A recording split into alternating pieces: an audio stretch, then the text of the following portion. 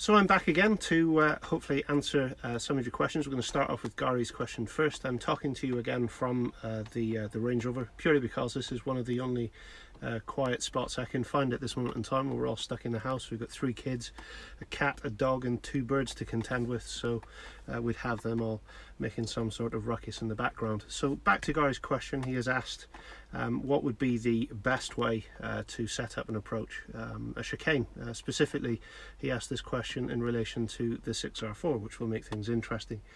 But before we get stuck into how we'd approach and certainly carry on through chicane, there's a few things that I feel that you should know as a driver that would help this scenario in particular ways.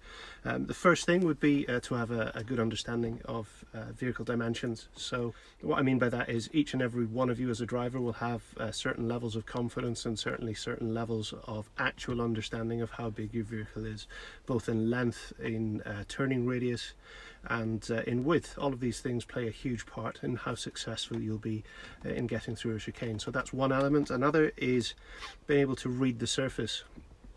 Now what I mean by that is common things like whether it's wet, dry, going uphill, downhill, even if the road's cambered. The reason this is important is there will be things that will vary your decision in what you're going to do in the way of control elements. By that I mean steering inputs, brake inputs and acceleration inputs. It will alter the timing and effort that you put into each of those, because each and every single one of those variants in the surface will influence how much grip you have at any given time. Other things would be, going back to the control inputs, how much to use in the way of steering, accelerator and brake, and the timing of those things. Okay, it sounds fairly simplistic, but knowing how much to put in can save you a huge amount of effort.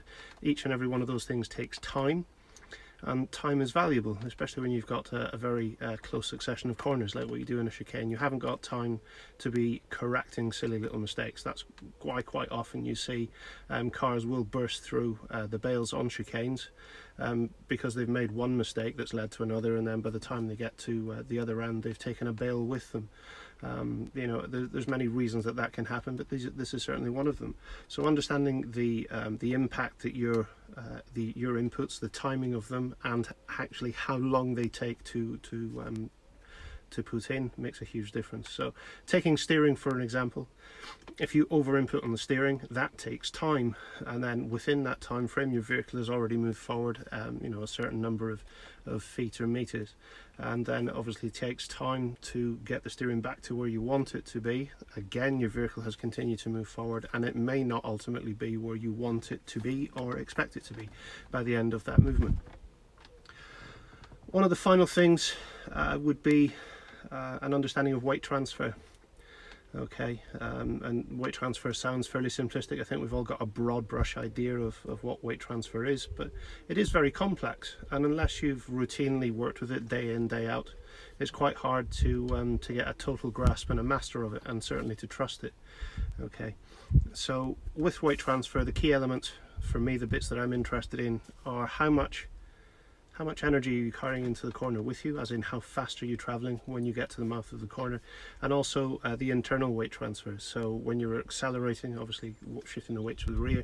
If you're holding power, you're maintaining a stored energy within the car still, even though it's not very aggressive.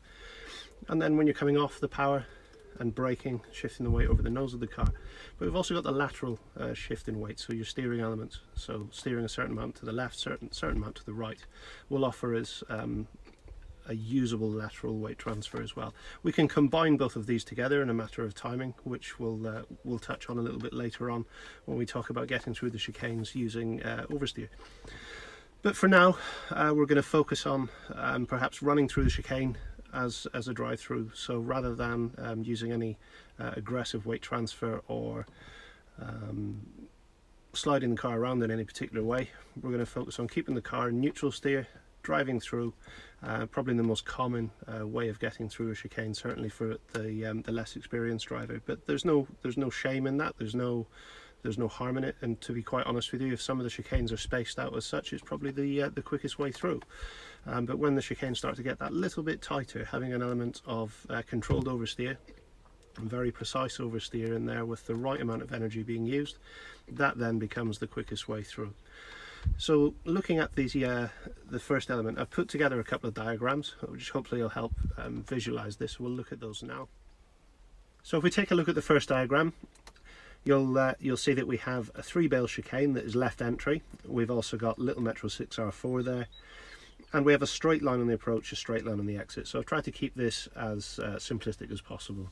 Okay, you'll also notice a couple of other things. We have a green line, a red line, and a little white dot. Okay, so the red area is your braking area, or certainly your reduction in speed. It doesn't necessarily have to be on the brakes.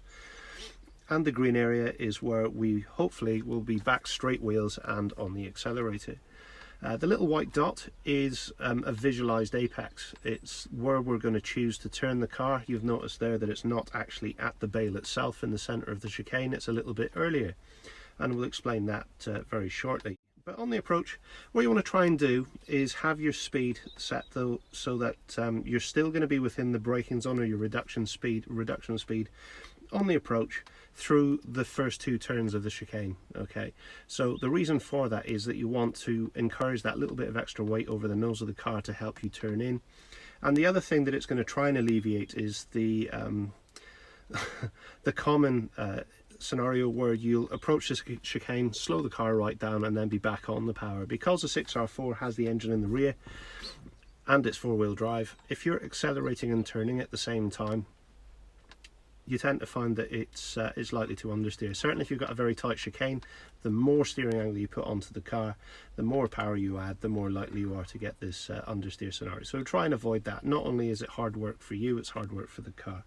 So on the approach, keep fairly over at the left. You don't have to be miles away from the bale. What you're trying to do is give yourself that little bit of extra room around that first bale, so you can get a really nice shallow arc turn up into position to get round this imaginary apex. Okay, the reason for this imaginary apex, where you're going to turn up early, is to try and position yourself better around the central bale. So if you imagine that little white dot, that imaginary apex wasn't there, if you were to position the car next to the bale and then try and turn back to the left, you would see that you'd have to wait until the back wheels were in such a position that you could clear the bale and turn back to the left safely without taking the bale with you or leaving some of your paneling behind.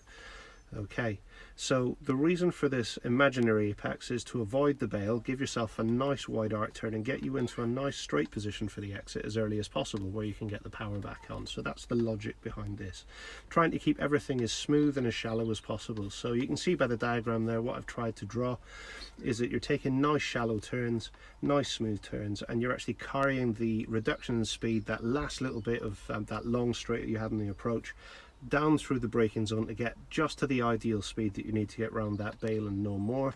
And then as you transition from your braking zone through the turn into your straight line there, you should be able to quite easily get back on the power in a nice straight smooth line, with the following turn, the little turn that you have through the exit of the chicane being very shallow indeed, so you can put a lot of power down there. So that's example 1.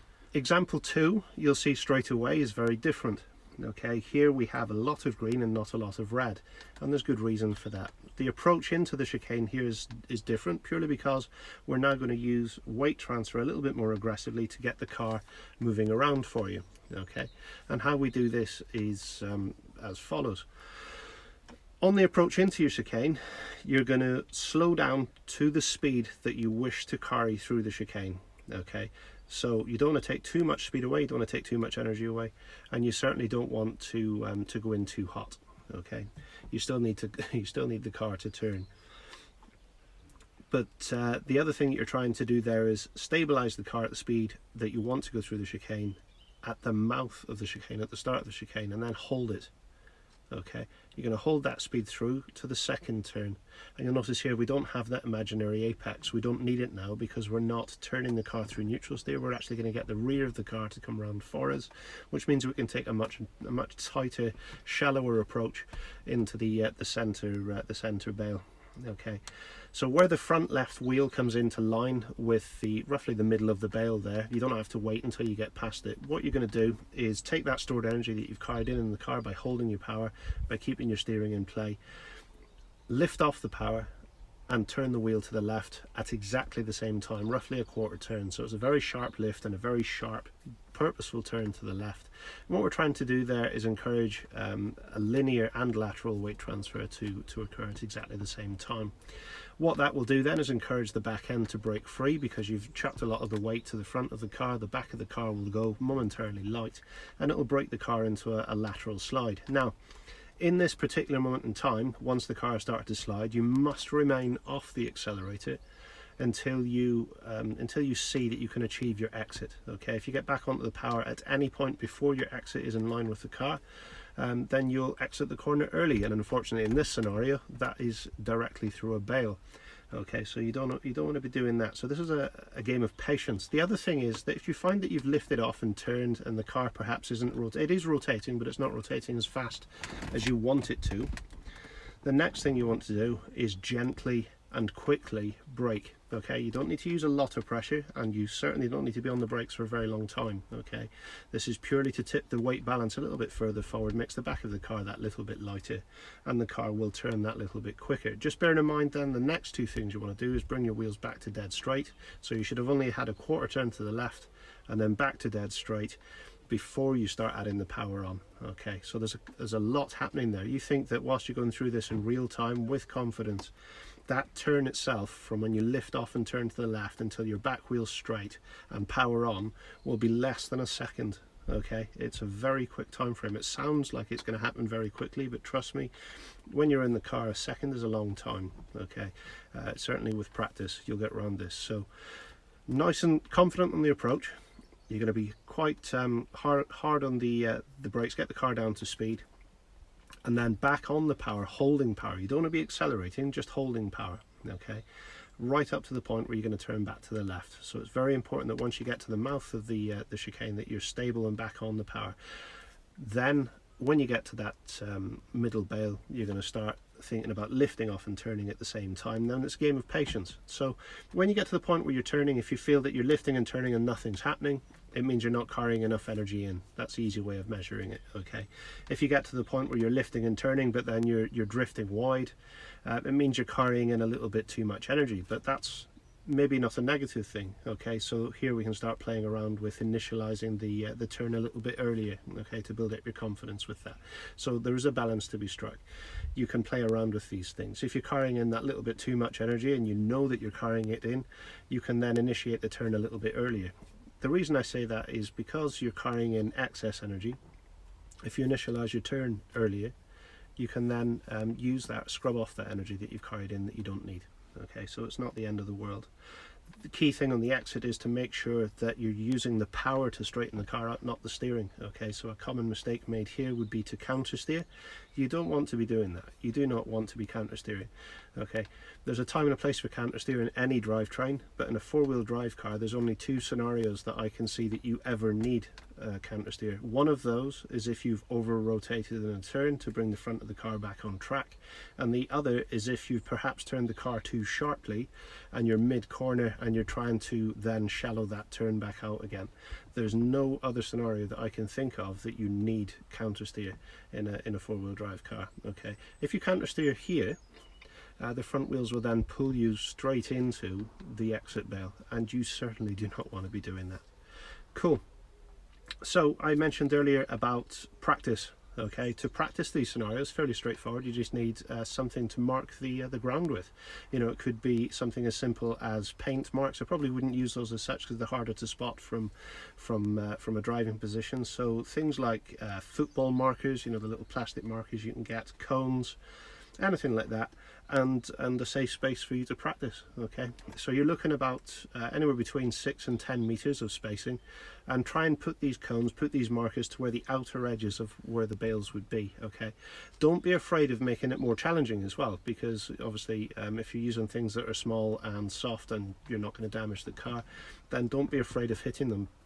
Challenge yourself, make the chicane as tight as possible, okay, and see how quickly and how smoothly you can get through. Okay, but start off with simple, get the hang of the technique, and then really push yourself and challenge yourself. The reason I say that is where you want to be practicing it is at a much higher level, or a much more challenging level than what you'd ever experience out on stage, so that when you see that chicane out on the stage, although it looks a bit different because maybe you haven't used bales, you're familiar with the movement of the car and you'll be comfortable with it. Okay, so don't be afraid of pushing yourself and challenging yourself whilst you're in these learning scenarios, learning environments. But start off simple, get the hang of the technique, understand how to incorporate the weight transfer if you can, and you have facility to test it. See what difference it makes going uphill and downhill or on a camber, because a downhill approach is a lot less grippy than an uphill approach, and it's quite often where people become unstuck. Okay, and there's good reason for that, but that's maybe something for another video. Hopefully that has answered the question.